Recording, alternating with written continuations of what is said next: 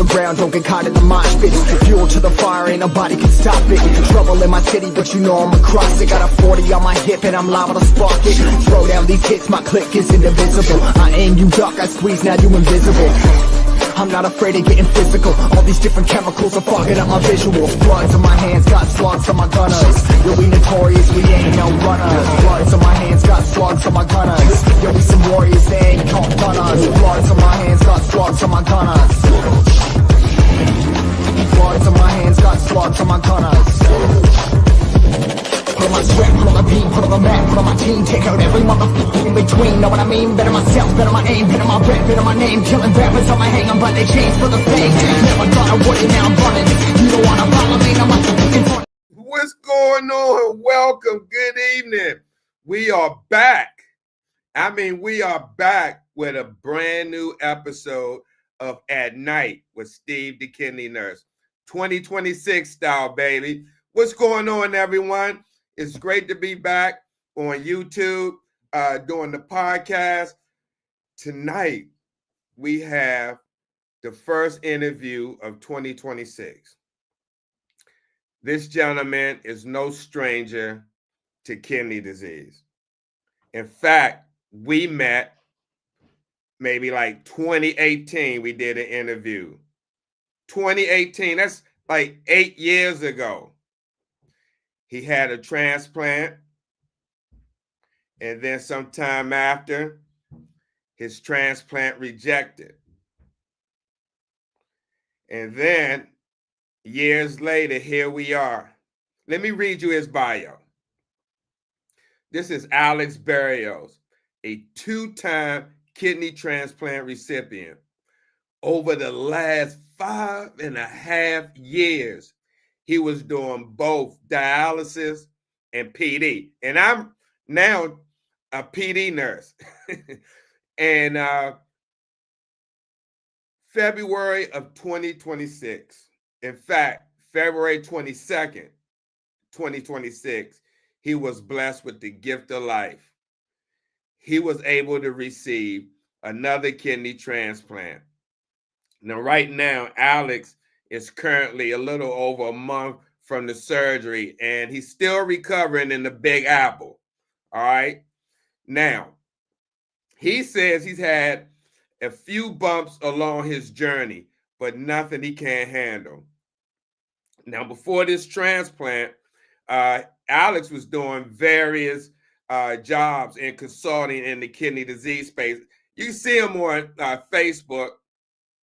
He worked for different kidney disease management groups or companies, disease management, to check on patients to see how they're doing, and also help people facilitate kidney transplant when he was in fact looking for his own transplant. Now, Alex says he was part of a value-based kidney company helping patients who were early diagnosed with chronic kidney disease. And even after this transplant, he looks forward to still working in the kidney disease space. Matter of fact, let me let Alex tell you himself. Let's welcome Alex Berrios. We got to give him the VIP welcome. Here we go.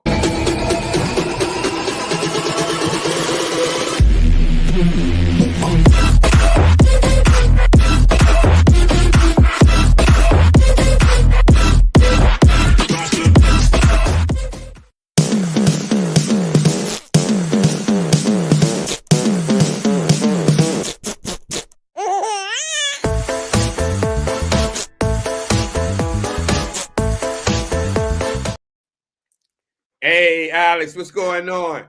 Hey, Steve. Good evening, man. Good evening. Thank you so much for this introduction. Thank you for bringing me back. It's been too long, man. Too long, and I'm glad I'm here tonight. Thank you. Yeah, thank you for suggesting. And we have Elizabeth Sterling, also known as Liz, saying hello. Hey, Liz. And I know you know Liz. She's I do. in the kidney disease space advocate as well. Mhm. Also, she does home hemodialysis with the Next Stage machine. Okay. So Yeah. we hope to get her on sometime soon to show us her experience doing the treatment for home dialysis. Great. Oh, that's wonderful. That'll be good. Yeah. So Alex, man, it's been a minute, man, since we last talked. Like 20, not last talk, but had a show. Correct. 2018, I believe it was, and you shared so your journey. So, how has it been since, man?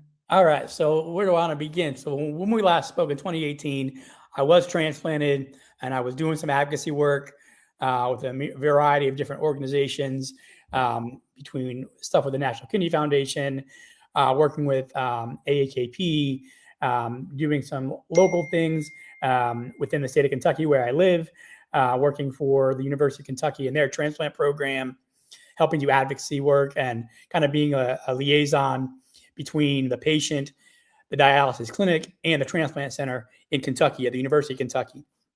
I did that for 2 years, talking to patients in all walks of life, and would travel from one end of the state to the other. So I did that for 2 years, and then COVID happened. And between not being able to work anymore because we weren't able to kind of be, social distancing, and everything was so new to the pandemic. I had to leave that job, and it actually ended up being kind of a blessing in disguise because in July of 2020, it was a tough year for everybody, and it was tough for me.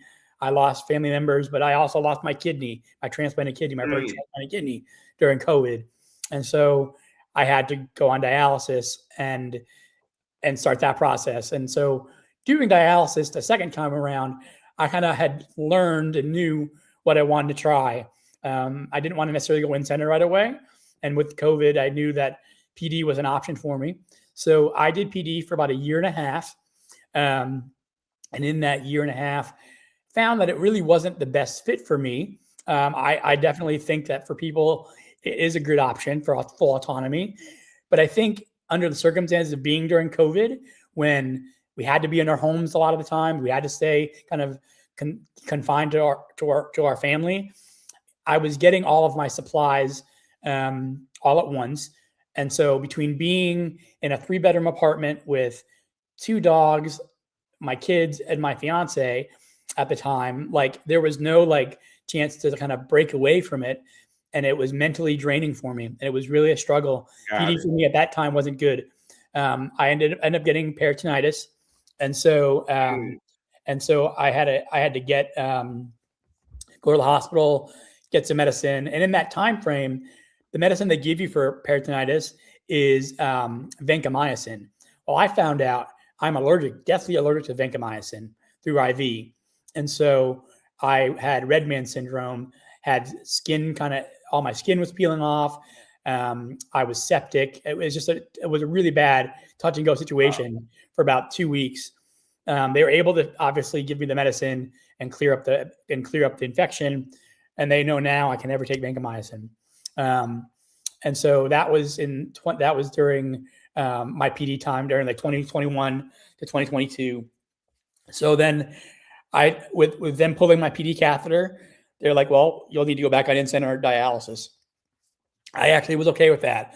I'm a social person, so I enjoyed being able to talk to the patients and being in the chair and getting to know the staff and having, be my own best advocate, but also just kind of know where I was doing my dialysis, where people were, where they were with their journey with dialysis, either long-term or short-term. So, and me being in the chair, knowing I had been through this before, it was just what I had to do. And so I did dialysis for both in-center and hemo 5.5 years.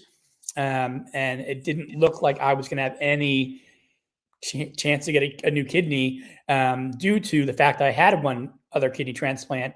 I had high panel reactive antibodies, PRA, of almost 99.98. So pretty much 100%, which if your audience doesn't know, I'll kind of explain it in layman's terms. It's basically saying that if there were 100 kidneys under like a microscope, and they put my kidney cells and the prospective donor cell together, my body would automatically say, nope, it's positive. You're not going to match anybody. So the likelihood of me getting a kidney transplant from anybody at this point. Really, I've heard from different teams of doctors I've worked with, and I'll get into that later, but different physicians, different nephrologists, they were saying it's going to be like you winning the lottery, a needle in a haystack to find you that perfect match. So over the years, over 5.5 years, I knew where I lived in Kentucky that it was going to be challenging to find a transplant center that would help to maybe lower those antibodies, because there was not any chance that it was going to ever get lowered at any point. There are certain protocols, there are certain things out there now in different centers around the country where they can help lower those antibodies with plasmapheresis or IVIG. There's other up and coming new medicines that's coming down the pike, that's still waiting on some FDA approval, but that will be available in the future. So as I was kind of waiting for this regular kidney to come, knowing my antibodies were so high, I needed to kind of look at, as my own self-advocate, I made the choice to look at what other options are within driving distance or either coast, either California or New York. And so I reached out to some of the networks and the connections I've made with the work I've done as an advocate, but also just some of the, some of the doctors I've met over the years and some of the conversations I've had. And so how I got this new kidney was one of the doctors I worked with at UK when I was during my transplant time, my first transplant, when I was doing advocacy, one of our surgeons who I worked with had recently moved on from UK to NYU in New York City. And so I had actually kind of forgotten that he had moved to NYU. We had kept in touch, but just had forgotten that he'd gone there.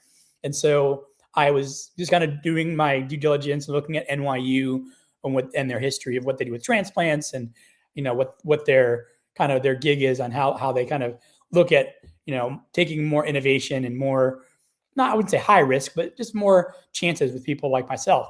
And I saw that this doctor who I knew, who I worked with at UK, had gone to NYU. So I reached out to him and I said, "Are you still at NYU? And if I was interested in wanting to talk to your team and get evaluated, what do you think my chances are?" He's like, "If you can get to New York, I can't promise you a kidney, but I'll try my hardest."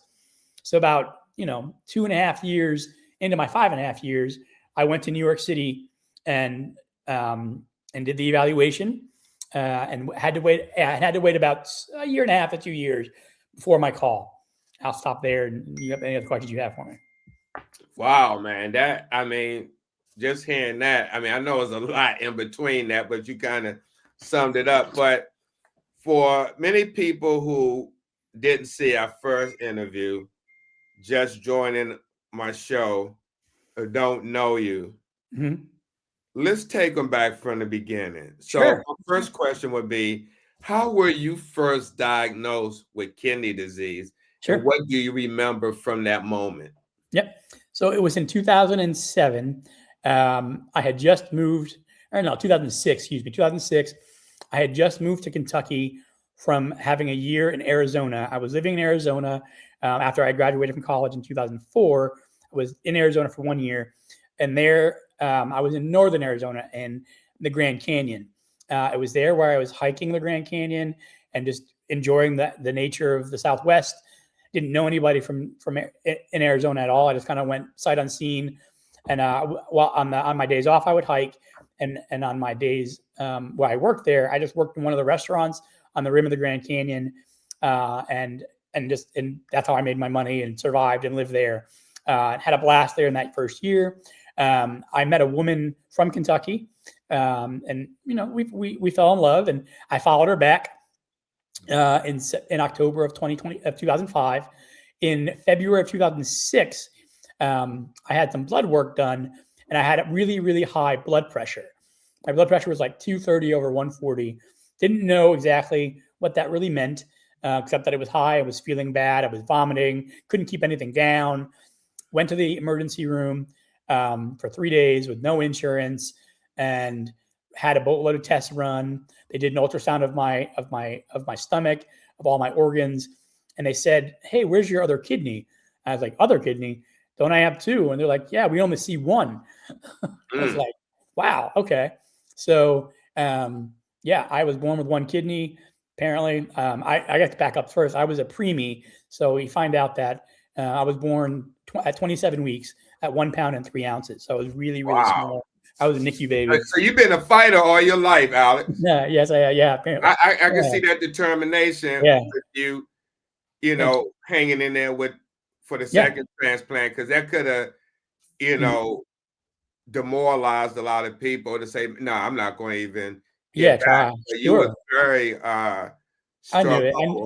I have a purpose. I know I have a purpose. And so, so in 2006, I was diagnosed with kidney disease, found out I was only born with the one, had to do in-center hemodialysis for 18 months. At that point in 2006 and into that 18 months, not one doctor shared with me modality education. Didn't know about PD, didn't know about home dialysis. So I just knew in-center. I was probably the youngest by like 35 years. I was 26, and so I was definitely one of the youngest patients there at my clinic. So that was my first go around. So 18 months, which at the time, 18 months then felt like a long time compared to what I just went through for 5.5 years.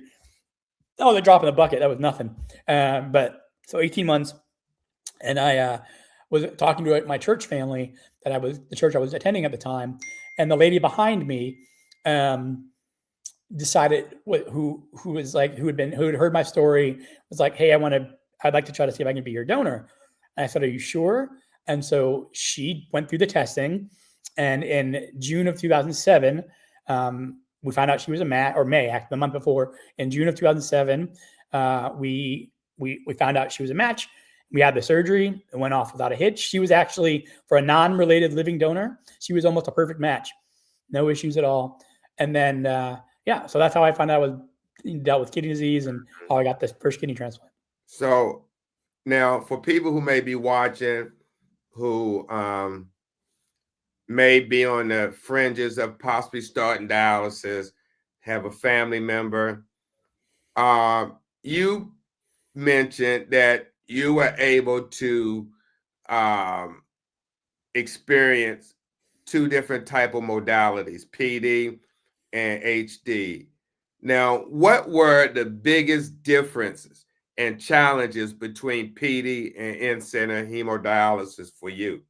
For me, the challenge, I think, for PD, again, because it was happening during COVID, there was limited help. I mean, and the training I went through, I felt, looking back at it now, kind of hindsight, it was not necessary. It was kind of rushed, I felt. And I didn't feel comfortable or confident that I could do it well enough, like keeping things clean. And, again, having 2 kids and 2 dogs and everything in my home, like keeping things as pristine and clean and like, what's the word I'm looking for? Like septic, no, not septic. Just really, really clean. Yeah. And like making sure that you're always using, like, you're washing behind you, because germs are really easily to get, you can get sick, or you can get, because of PD. So that was probably one of the challenges, and kind of feeling again, alone, not alone because my family was there, but like just isolated in my home and like not being able to really, that was probably part of it. And I think one of the other challenges too was I was on a cycler for the last 6 months, I would say. And having to do the cycler, I had to run like 9 or 10 hours. So like when I had to go to sleep at night, I was going to bed at like, 8 o'clock, 8:30, because I had to wake up early enough. Part of my responsibility with my young children was I had to bring them to school the next morning. So I had to make sure I was done on my machine in time to go to bed early enough to get them up in the morning, to make sure I was done with my machine at a reasonable time. And then doing the not the cycler, but like doing the manuals, that kind of became sort of redundant too. Like I felt like it would break up my day too much to have to sit there and drain and dwell and all those. It just wasn't for me. I know for people love it, and I give people a lot of credit for it, but those were my challenges. And of course, my challenges for HD and being in clinic, of course, is I did first shift for, thank you, Liz. Yeah, that was word, which she used the word I was looking for. And so I think with HD, part of it was, I think I did 3 days a week. I did Monday, Wednesday, Friday. And I was the first shift. I was there at like 5:30. Yeah.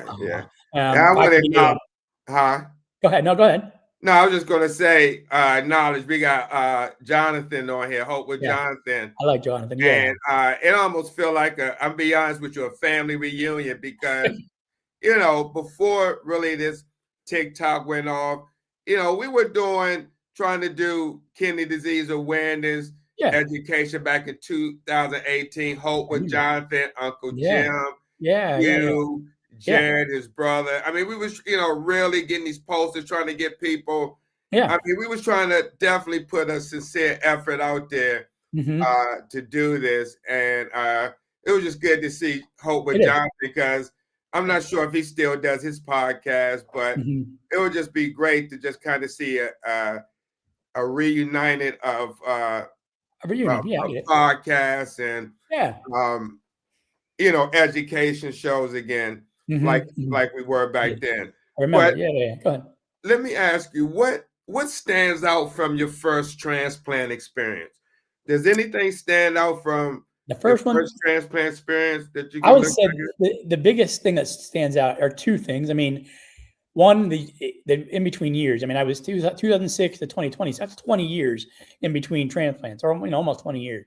And what's interesting is, at the time, my first one, I was in a relationship, um, and it was my first wife, and we were together for almost a decade, and unfortunately, that was a struggle. I'll be honest with you, that was a struggle because we kind of were robbed a chance to have any kind of relationship. We were patient and caregiver so immediately when I first met her and we first got together, or when I moved from Arizona to Kentucky, and so there was a lot of struggle there, and that was definitely a standout difference. Whereas now I have two kids, divorced, and in a great partnership now, and it's I learned a lot about myself through that transplant.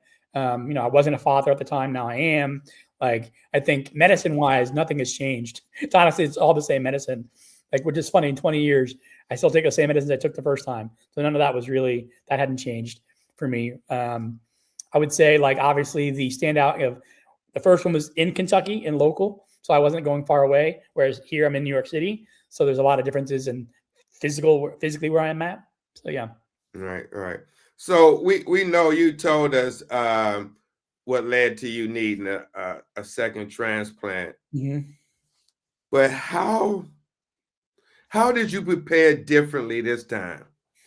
So for this second kidney, I couldn't really prepare well. It was a deceased donor, so the first one I was able to prepare. We knew how to schedule the surgery, and I kind of knew what was happening. It was a slow process. This one, so my this second kidney transplant started. Like I said, I got it on February 22nd. I got a phone. This is how this story started. So I got a phone call from that same doctor who I knew I worked with at UK, and he called me up on a Friday night. I was getting ready to sit down to have some dinner with my family, watch a TV show. And he was like, "Are you sitting down?" And at first, I was like, "Is it okay if we can talk this later on Monday?" There were some other things that were happening in the background about me possibly getting a xenotransplant. I'll get into that in a few minutes. But and so I thought that's what he was telling me about, was that he was trying to encourage me to go the xeno route, because I didn't think I was ever going to get a human kidney. I just didn't think it. So he's like, "No, you need to call me now." I'm like, "Okay." So I gave him a call back, and he called me and said, "I think I have a kidney for you." I'm like, "A human one?" And he's like, "Yes, a deceased donor from New Jersey. Can you get here by Saturday night?" This is Friday night. "Can you get here by Saturday?" I'm like, I think I can." He's like, I'll keep you in the loop to make sure that it's a good kidney. And I was like, "Okay." Oh no, Liz, I was late for dialysis that morning. I got the call. The call happened on a Friday night, so no, I had already done dialysis Friday morning. Oh, okay. It was a Friday night call. I did dialysis Friday morning. Would have had to do it Monday. So back to the story. So I paid for it, a plane ticket, kind of unknown to know if this kidney was going to be mine or not. So I was cautiously optimistic. I was like, because there's a chance that it's not viable, the chance that it gets in transition from it coming off the ice. I mean, there's so many factors that could play a role in it not being actually my kidney. And so I bought the ticket and flew into New York City Saturday night. Now, anybody remembers that week in February, that weekend, New York City was going through a blizzard of like 2 feet of snow. So I had to make sure I got into the city before the snow came. And I barely up by the skin of my teeth, barely made that flight. I got from Louisville, Kentucky to Detroit. In Detroit, at about midnight, they had a bunch of snow and they were delaying my flight. I didn't get into New York City till Sunday morning at 1:30, 2 o'clock in the morning, Sunday morning. Wow. I was transplanted at noon that afternoon on Sunday the 22nd. Wow, that was really fast. Yeah, it was really fast. It was an 8-hour surgery. Wow. Mm-hmm. Did they remove the old kidney? No, they keep it there. They don't remove it. It's not necessary to remove the kidney unless it's hurting me. But yeah, it wasn't hurting me. Wow. So, damn, man, I never heard. Wow. So you landed at the airport. So I guess you went straight from the airport to the hospital. I did. My sister picked me up and she brought me right to the hospital. They did all the tests, made sure I didn't have MRSA, COVID, any kind of infection. Because if you don't get an infection, then you're not able to get the kidney. I had no infection. I was good. Right. Jonathan had a question for you. I see it. Yeah. Jonathan, it has definitely not been easy. I definitely would say I am appreciative of my family. I have family here in New York City. I'm staying with my sister. My mom's in Connecticut. So I've had them coming in and helping me as I recover from this. Like I said, today's week 5 of the kidney. And I said, what would I recommend for patients who take a kidney far from home? If you can, try to find a support person in that city that you're going to be evaluating with. If you're wherever you are, if you're going to somewhere in Florida or New York or wherever you're going, if you have to go from far away, try to see if you can find somebody who can kind of be with you as your care partner as you're going through the journey. I know it's not easy for everybody. I'm just fortunate. I think part of the reason why I picked NYU was because I knew I had family I asked them before I did the evaluation. I said, if I work with New York, I asked my family, would they be able to help me out? And they've been here helping me out. So that's what I would suggest, is to see, before you take that leap to evaluate or to get an evaluation in another state, make sure that you have somebody in place that can work with you post-transplant and be with you as you're going to your appointments, things like that. Good answer. So, Alex, and I know you shared that you had some hiccups, but what bumps have you encountered in your recovery so far, and how are you managing them? Yeah. So in the 5 weeks I've been recovering now, I would say the bumps I've had a couple. I've had a mild infection in the wound site of where they opened me up to put the kidney in, and so for about 4 or 5 days I was on some antibiotics to clear that, and then also because they had to open up my wound a little bit more because my drainage of the fluid, it's kind of as it's healing, was draining too much. So I have to wear a wound vac right now. And so I'm wearing this wound vac now. This is week 3 or 4 of it. I can't quite remember, but I'm wearing a wound vac right now that I have to wear with me as the wound heals. And I'll be here in the city in New York for the foreseeable future until the wound heals. They don't find it safe for me to travel back to Kentucky because my kidney numbers right now are great. Creatinine's at 1.7. My GFR is at like 45%. It's a DCD kidney. So it was one that was kind of a sleepy kidney. So it took a little while to kind of work its way out, but it's doing well now. I can't hear you. I'm sorry. We have someone I just joined. JR Grande 69. Thank you for your question. Yeah.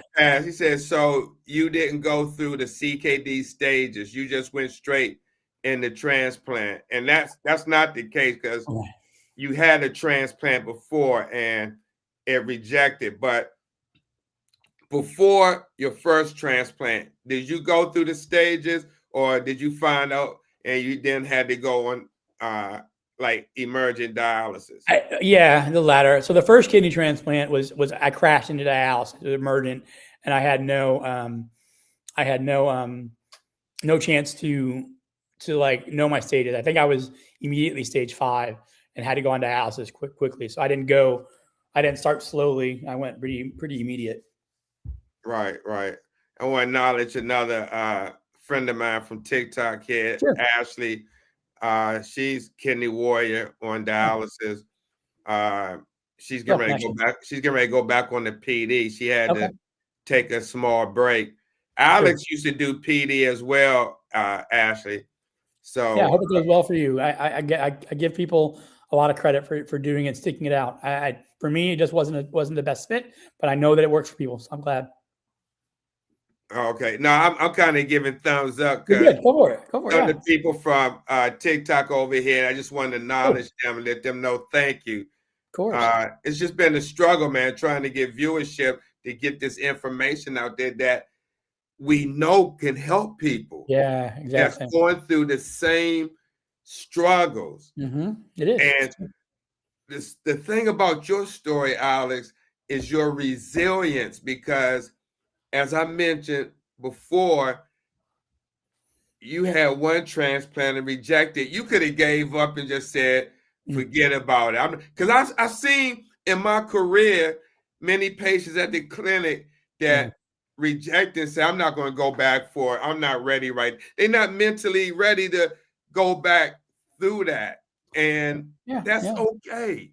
Yeah, that is okay. I give people, everyone's journey is everyone's journey. And I respect where they are. And I meet them where they are and the work. And it's funny you say that. I think when I was transplanted and when I was doing that work with the University of Kentucky, I found the same thing, talking to patients who just felt like they were not ready to do it. And that's okay. That, everyone has their reason why they don't want to do it. And, I asked them some open-ended questioning to think about, like, what are they missing when they're in the chair, or what are they, the process isn't easy, but it's not hard either. I mean, it's not that it's doable.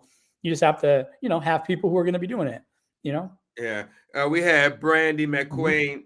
She said she's been doing PD for 5 years. And Alex, I'm a home therapy nurse now. So I do PD. Now I got to go for my training for next stage. Okay. I got to go to Texas, but I'm not going no time soon with these TSA lines. Yeah, man. Right. Yeah, exactly.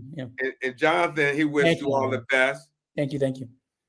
Oh, Brandy wants to know, and this is a good question that may help other people who may be going through this. Yeah. He says, why was your antibody so high? Yeah. So Brandy, thank you for asking that question. It's what I've understood about how antibodies work are, for me as a male, because I've had an organ transplant, a lot of the two factors that really play a role for men, and I'll mention for women what I've heard too, but for men, generally high antibodies are created when you've either had an organ transplant or you've had a blood transfusion in your life, which I've had both. I was an infant when I had a blood transfusion, and then with my first kidney failing, it just caused a lot of high antibodies to be so high. And I understand for women, it's those same two things, but then added if you've been pregnant before. I think pregnancy can cause high antibodies for women. That's how I understand it. So for me, it was just the blood transfusion and the previous organ transplant that caused the antibodies to be high. As a matter of fact, they're still high, and they still test me for what we call donor-specific antibodies to make sure my body hasn't created anything specific to the deceased donor I received. And as of right now, 5 weeks in, I've not had any. I've had three DSA tests come back non-detected of any antibodies. So far I'm good. Knock on wood. Yeah. So Alex, I mean, you have many experience with this, going on panels and different studies. Brandy is having the same issue. What, just from your experience, what would you suggest to her to help her get on a direction of trying to reduce her antibody count and, moving forward and trying to get a transplant? Yeah. So Brandy, so I'm sorry you're having that same problem. And I have been hearing that a lot from other patients I've spoken with. What I have been told that a best way to kind of help lower those antibodies is to find a transplant center that does either clinical trials or does any kind of what they call desensitization protocols, where they can give you certain medicines to help lower those antibodies. and I don't, again, know where you live, but I mean, you would need to find a center that, you could either, Google what centers have desensitization protocols in your city or near you.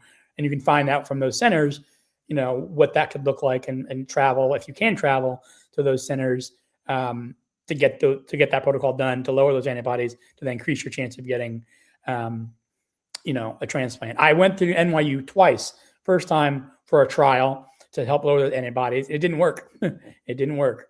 But I was able to, again, fortunately, get this kidney here that I'm working with now, and it didn't go against any of my antibodies. Oh, okay. You know anything out in Las Vegas? I'm looking. Not really. I can do some digging. Brandon, let's reconnect offline, and I can see if I can find some stuff. Okay, and I share at the end. You can share where she can find you. Yeah, we will. And you mentioned my friend Ash said that's what they told her. Her antibodies were high from transfusion and pregnancy. Yep. Yeah. So if you can find a center that works with desensitization, the name, it's called desensitization, and not every center does it. Where I live in Kentucky, none of the centers near me did it. So that's why I looked at Chicago. I've looked at NYU. I was actually going to look at like Emory in Atlanta. I was, before NYU came through, I was looking at protocols to kind of lower those antibodies as well. Wow. Great information, Alex. Sure. Let me ask you, based on your experience with the value-based kidney companies you work with, and your experience, what are the biggest gaps in kidney care or patient support today that you see? I think a lot of it comes from, sometimes it's a combination of the doctors not having enough I wouldn't say wherewithal, but sometimes some of the doctors you talk to get so focused on just the medicine behind, without really truly explaining what they're doing for the patient. Sometimes it's the empathy of the doctor. Sometimes with the value-based care, sometimes it's a lot of it's sometimes other patients. Sometimes patients too, I think, struggle at times of being able to feel confident enough to talk to the doctors about what they're going through and getting the care that they want from the doctors they're talking to. And I always say to patients too, it's okay to fire your doctor. I mean, you don't have to stay with the same doctor that you may have been given, or you can do your due diligence and find a nephrologist that's in your community that you can see the reviews, you can see what's out there. You don't have to stay with the doctor that you're given all the time. And so that's something to think about as well. But yeah, I think with value-based care, I think a lot of it has to do sometimes with a lot of these centers, both community nephrologists and transplant nephrologists, all, I think, finding the center that's more patient focused and not just looking at outcomes. Because I always say to people, we're more than just a data point that you see on a piece of paper when you get your labs and you see phosphorus, or you see your BUN or your creatinine, and it may be high or low or whatever. I think when you look at those numbers, I think sometimes patients who are on dialysis, who are waiting for a transplant, if they have high phosphorus or their PTH is high, or they're dealing with calcium or issues, whatever that's looking like, sometimes that patient, there's more than just those numbers. And so I think having a doctor be able to understand and kind of empathize with the patient goes a long way, and giving the patient autonomy and confidence that they can, and empowerment to give them the choice to say, this is what they want to do for transplant, or this is what they want to do for dialysis. If they want to change their, I think sometimes with dialysis patients, you should be able to talk to your care team about wanting to change your time. There is a particular prescription, of course, but I think that if you feel you're always cramping, or you're always having bad, tough treatment times, maybe it's something that they're doing with the machine. I had an issue at my dialysis where I was having vertigo and I was having brain fog, and they were able to lower my speed from 450 to 400, and then even to 350. It didn't clot, but I was able to keep it lower so it wasn't happening so fast, and the blood wasn't being cleaned so fast that I was having issues with clots or issues with. Were you still getting? Oh, my KT over V was fine. Yeah, I was still clearance. I was still being able to clear. Yeah. Wow. So let me shift this question a little bit. We don't have much time, but Sure. I just wanted to ask you a couple of questions because I've been noticing, not just on social media, but in other spaces of people who've gotten kidney transplants. Yeah, some wearing masks and some that don't wear masks. You got difference of opinion. Mhm. And so, what my question to you is, you're about 2 months post transplant. 5 weeks. Yeah, almost there. Five. Yeah, 5 yeah, weeks. Yeah, yeah. yeah. How do you decide when to wear a mask and when not to? So for me, it's all about it's all about my surroundings. If I'm in a single space by myself and I don't have anybody around me that I know has been sick, and or I'm not going to wear the mask. I haven't worn it yet. Knock on wood, I've been okay. But if I know I'm going to be in a big crowd, like if I'm going to be in a subway station or in a train, bus, any kind of like theater or a ballpark at a stadium, I'll wear a mask then. Um, so that's just my opinion, and I've been Mhm. fortunate. That's just what I know. If I'm in close proximity to people, like elbow to elbow, shoulder to shoulder, I know I'm going to wear a mask then. And then of course, if I'm in a room, if I know is coming over, like I've had people tell me, "Hey, I want to come visit you, but I'm sick." I'm like, "Yeah, don't come over. I'd rather you get better and then come back to me when you're better." Even if I wear a mask, I'm going to make sure I don't want to take my chances. So Right, that's my opinion. I mean, right. people can wear it all the time, and I get it. I know the first time I wore it a lot. Obviously during COVID we wore them too, but that's kind of where I stand. So, Sure, sure. yeah. So, Mhm. what has your transplant team advised you about wearing masks during recovery? Have they So like mentioned what anything to you? they've mentioned a couple of times, like now I think more about it, like when I first came out of the hospital room, I would do my walking around to kind of gain the stamina. I wore a mask then in the hospital around like the unit because I was freshly 2 days out, 3 days out, 4 days out. So I wore it. But then like after like the first week, um, I didn't wear it as much. And then obviously in the room I was in, I didn't wear it. I would wear it only like if they knew they were going to do something toward like if they had to change a wound or something like that, or they were going to, and then I would put it on. But yeah, Mhm. and they would remind me, but they didn't seem to press me on it. But they were just like, Mhm. hey, they gave me the same suggestion I did. Like if I'm in big crowds or something like that, then yeah, I would have to be mindful of it. Mhm. Uh, okay. Where can we contact you at? He's going to give you before we go. Yeah, for sure. He's on social media, Mm. right? He's going to give it to you before you get out of here. So let me ask you, Alex. How does your immunosuppression level affect how cautious you feel day to day?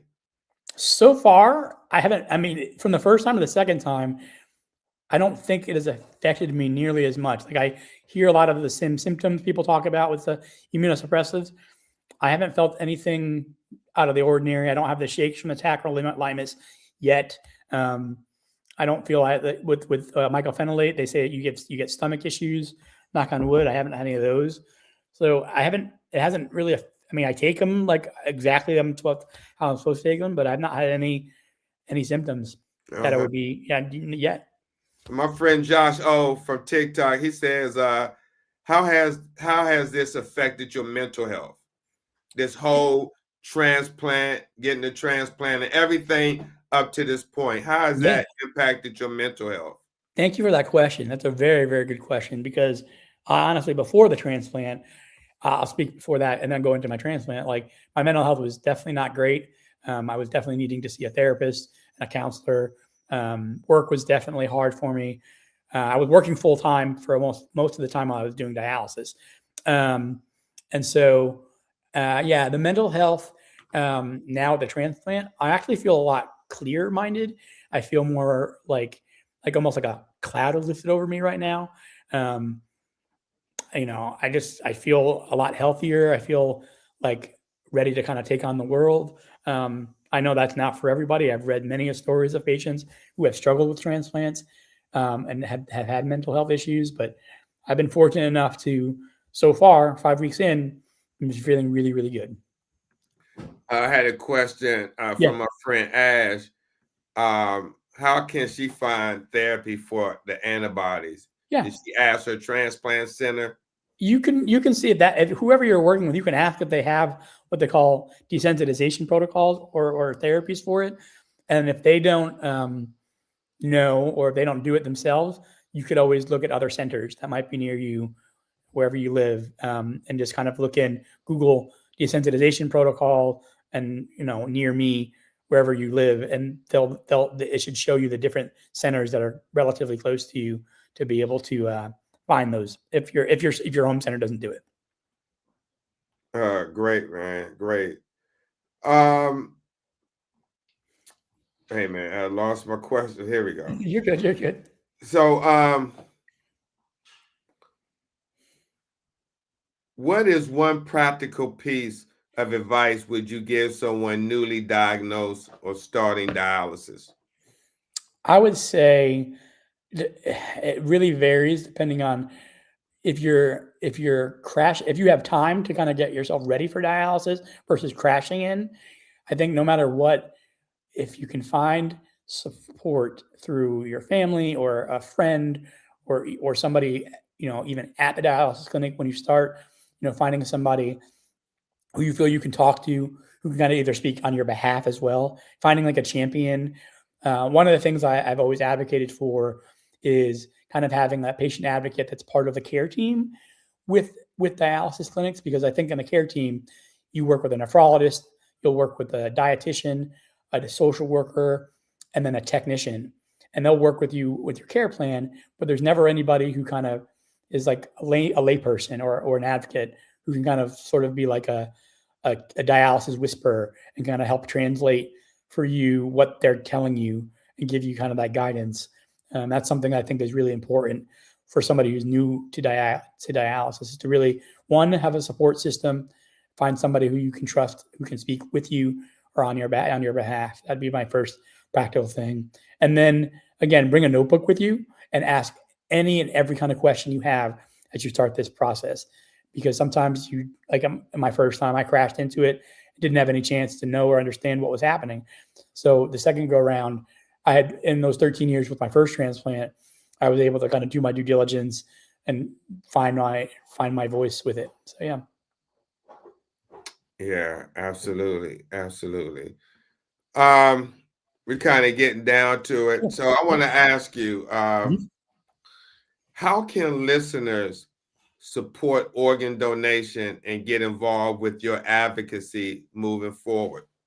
Yeah, so I think really, if you are interested in wanting to advocate for yourself or for others, really look at your local chapters in your state, if there's a National Kidney Foundation. Look also, a lot of times we're able to find things through social media. There are other, like what we call organ procurement organizations that might be in your city or town that can help kind of give you volunteering and opportunities to talk about the importance of living donation and organ donation as a whole, not just kidney, but all other organs as well.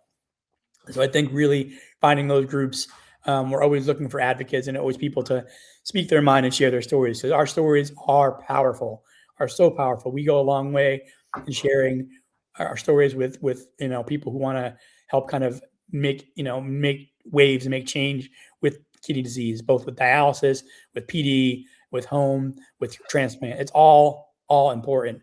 And I know, you can't answer all the questions all at once, but we can kind of focus on one or the other. It be either dialysis or transplantation. Our stories are important nonetheless. So, how can people get in touch with you, Alex? Yeah. So, sure. I can also, if there's a way, I can just tell you that. So on Facebook, I can give you, it's simply Alex Berrios. I'm going to look it up right now to make sure I'm giving to you right. Yeah, it's facebook.com / my full name, Alexander.Berrios. That's my main focus. And then I'm also on LinkedIn. And then I'm also on Instagram at Berriosa A1234. So what is Facebook? Facebook is, let me give you this. So it's facebook.com / Alexander.Berrios, Berrios.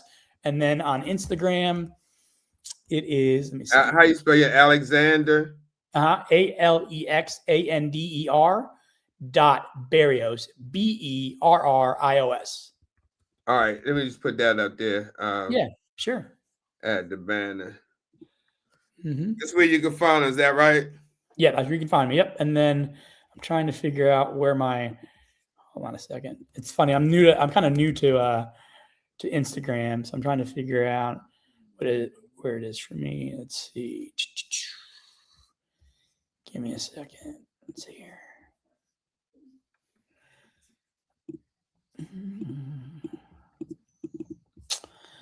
Let's see. Okay, yeah. So my handle on Instagram is my last name Berrios, BERRIOS, the letter A, 1234 on Instagram. BERRIOS. 1234. And that's for Instagram. Okay. Let me see.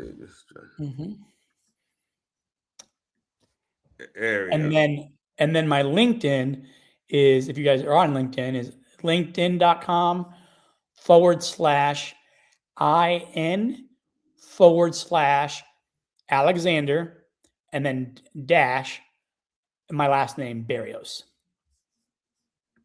All right. Spell that. That's a lot. It is. Yeah. I'll give it to you. Yeah. So it's LinkedIn, LinkedIn.com. And then KIN. Mm-hmm. So spell that one more time. I'm sorry. That's okay. And so it's for LinkedIn people, it's LinkedIn, LinkedIn.com. Okay. And then so .com and then / then my name, Alexander, ALEXANDER. Okay.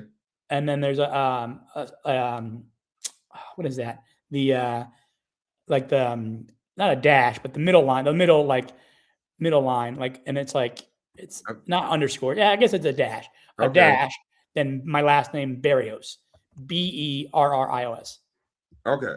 Yep. Those are my 3. Yep. Perfect. Yep. All right, there we go. So 3 places you can find them. I'll put them up again. Facebook.com, Alexander Berrios. Yep. Instagram, Berrios1234. And LinkedIn.com/Alexander hyphen Berrios. So perfect. Thank you, man. Yeah. Great. Absolutely. So, man, we're about down to the wire. Any last words you want to say before we end the show? Yeah. So I want to first thank you, Steve, for giving me this platform. Like I said, I remember back when we talked in 2018 and having all those years ago, and still being able to keep our friendship over those last 8 years that we've had friendship. And I really appreciate you giving me this platform to talk and share my story and give people hope and give people education and the chance to kind of give them hope and understanding to knowing what, if they have questions that I can help them answer. I'm always here to help people in any capacity, to give people support and to make sure that they get the right information, with either if it's desensitization, if it's dialysis, a modality, if it's transplantation, if it's mental health. I'm just one person, and if I can help one person, then I feel I've done my job. So I appreciate it. Yeah, many people don't know that we actually met twice in person. I was just thinking about it. We did. We met in Silver Spring, which is about 5 miles from my house where I'm living, and College Park, which is only 2 miles from where I stay now, my parents' house. That's but crazy. 2 miles from my parents' house. That's right. I remember that. Yeah, that was awesome. Wow. So no problem, Alex. You got me back inspired to start doing these shows again by even asking me, because I know if I told you yes, that I had to live up to it. I couldn't cancel it or whatever. So, but I appreciate you coming on and sharing your story. Sure. Looking forward to seeing some advocacy from you. Whatever you're talking about, your purpose is when it comes to this kidney disease space, whether it's transplant or how you made it through your journey to get to where you're at. Whatever it is, I wish you much success and look forward to seeing you and actually you coming back on maybe about several months to let us know how your journey is going. If you all healed up, you back home with your wife and kids in Kentucky. So I would like to do that follow-up once you get back home and get settled in. Did they say when you'll be able to actually leave New York City? They're thinking, I mean, it depends on how this wound will heal. I mean, probably thinking late April, early May. So, Okay. How's it looking? Is it healing? It's healing from what I can tell.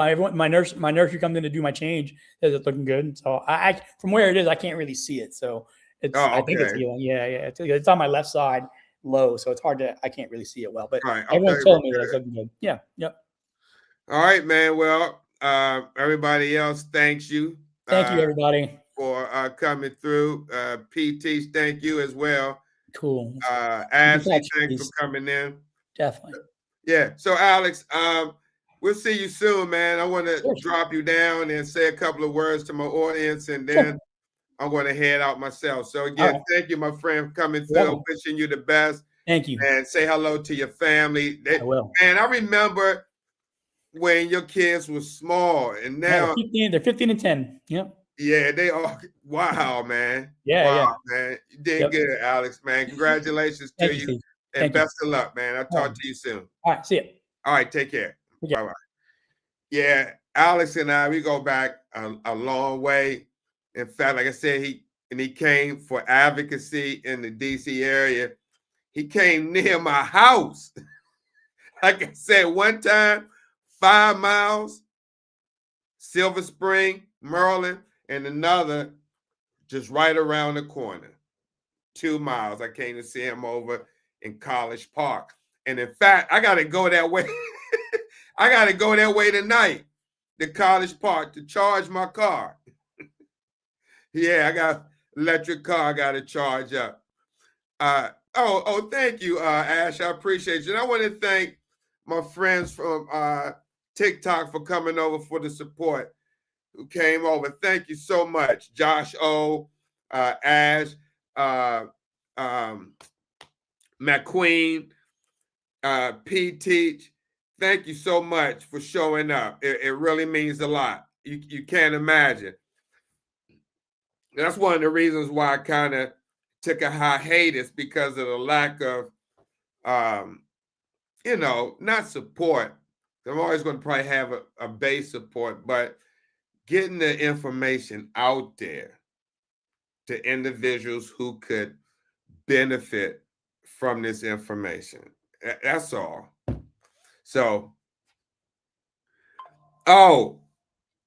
next Sunday, we was on early this morning, Brother Moses and I, for Kidney Hub East Africa. But yeah, PT, next Sunday, we're going to try to do this every Sunday. Hey, thank you, Josh. I appreciate you. Like we used to do it. So with that being said, let me sign out. I see everyone later. If you go to treatment tomorrow, have a safe treatment. Again, thank you so much for the support. And we're going to keep coming, regardless if it's 1 or 1,000. We're going to keep coming with the kidney disease information consistently. So whoever wants to learn it can get the information. With that being said, God bless, and we'll see you soon. All right? Take care. Peace.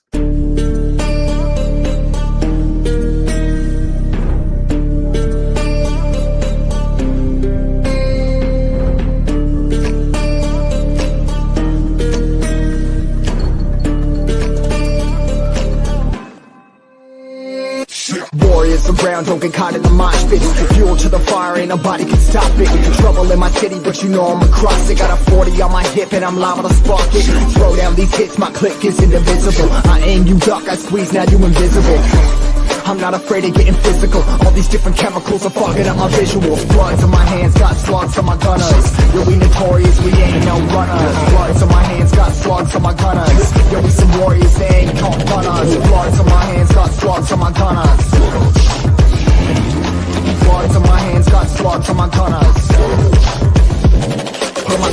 the beat, put on the map, put on my team, take out every motherfucker in between. Know what I mean? Better myself, better my aim, better my rap, better my name. Killing rappers on my hang, I'm by the chains for the fame. Never thought I would, and now I'm running. You don't wanna follow me, now I'm